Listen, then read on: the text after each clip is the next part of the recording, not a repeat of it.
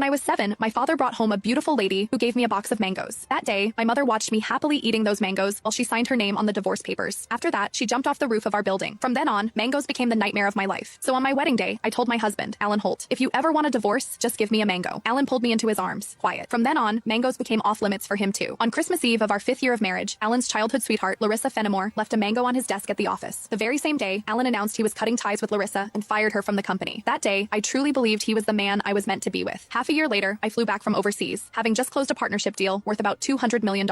At the celebration dinner, Alan handed me a drink. After I had finished half the glass, his so-called childhood sweetheart, the woman who had been kicked out of the company, stood behind me with a big grin and asked, "Does the mango juice taste good?" I stared at Alan in disbelief, and he was trying hard not to laugh. "Don't be mad. Larissa insisted I played a little joke on you. I didn't actually give you a mango. I just gave you a bottle of mango juice. But I think she's right. The fact that you don't eat mangoes is a real problem. You were really enjoying that juice just now." My face went cold. I lifted my hand and threw the rest of the mango juice in his face, then turned around and walked away. Some things are never a joke. I wouldn't kid around with mangoes or divorce. Ms. Mendez, your stomach condition flared up again because of stress and emotional triggers. If there's something you really don't like to eat, you mustn't force it down again. The next time might not just be a stomach ache. We might have to remove part of your stomach. Stay in the hospital for observation for 1 day and contact your family as soon as you can. When I heard the doctor say that, I went completely quiet. For the sake of a new project, I had been overseas for 39 straight days, working day and night, and I finally made it back in one piece. I never expected that at the celebration dinner, one glass of mango juice from Alan would land me right in a hospital bed. Out of habit, I tapped open my pinned chat on WhatsApp, typed 2 words, and then realized something felt off. Looking closely, I confirmed that it was Alan Holt. He had just changed his profile picture. Now, it was a green mango. While I was staring blankly at the chat window, Alan's call came through. He sounded cold. "I'm already home. Where are you?" I said nothing. Any other time, I would soften my voice and act like a spoiled little girl with him. But tonight, I honestly didn't know what to say. Alan sounded annoyed. "Myra, how long are you planning to keep this up?" "I'm at the hospital." Alan went quiet. He had never shown much interest in my health. He would never have guessed that one glass of mango juice from him would send me straight to the emergency room. "Stay put at the hospital. I'm coming over right now." I didn't want to deal with him, but my body was so weak that I didn't feel like moving at all. Time dragged by. The doctor came in to check on me 3 different times, and Alan still didn't show up. Right before I went to sleep, I glanced at my phone one last time and saw Larissa Fenimore's new post on her social feed. "Every time I get hurt, my knight in shining armor shows up. I'm so lucky." The picture under it was a shot of Alan putting a bandage on her. Larissa's profile picture was a yellow mango. It was pretty, but it made me sick. Alan and I had known each other for 10 years, and he had always known exactly where my bottom line was. After so many years in business, he also knew perfectly well how to keep a proper distance from other women. But now, he kept crossing that line again and again. In that case, our marriage and the newest project I had negotiated no longer needed to exist. I had closed a $200 million deal in West Arkin that could have changed the company's future, but at that moment, it didn't matter anymore. When I woke up the next morning, Alan hadn't sent a single message or made a single call. I wasn't even angry. After the follow-up check confirmed I was fine, I went straight home to a 5,300 square foot luxury villa that Alan and I had bought the previous year. 7 years ago, when we graduated, we squeezed into a basement room and shared 1 cup of instant noodles. 5 years ago, when we registered our marriage, we ate at a street food stall and went home with a tiny 4-inch cake. Now, I was alone in a huge empty house, nursing my wounds by myself.